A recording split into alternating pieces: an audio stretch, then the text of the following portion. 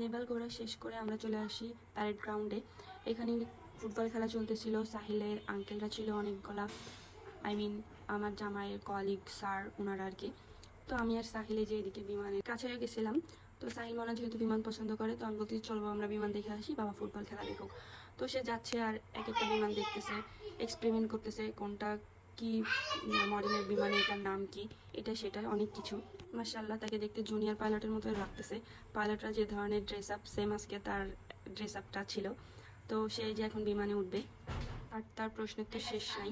কোনটা কি বিমান, কেন এটা এখানে, যুদ্ধ কিভাবে করে, যুদ্ধের সময় কোনটা উড়ানো হয়, পাইলট আঙ্কেলরা কোথায় কোথায় থাকে তারা। এরই মধ্যে একটা বিমানের মাথায় যে শোয়ের মতো লম্বা কি ছিল, তরবারি টাইপসের আর কি। তো সে বলতেছে যে এটা দিয়ে কি করে মাম্মা, এটা দিয়ে কি বিমানকে গোতা দেওয়া হয়, এনিমি বিমানকে কি এটা দিয়ে ফুটা করে দেওয়া হয়, এগুলা বলতেছে সে। মাঝে মাঝে তার এমন এমন প্রশ্নের সম্মুখীন হতে হয় আমাদেরকে, যে তার উত্তর দিতে গেলে আমাদের কি বলবো, হাসতে হাসতে পেট ব্যথা হয়ে যায়, তারপরেও কিছু করার নাই।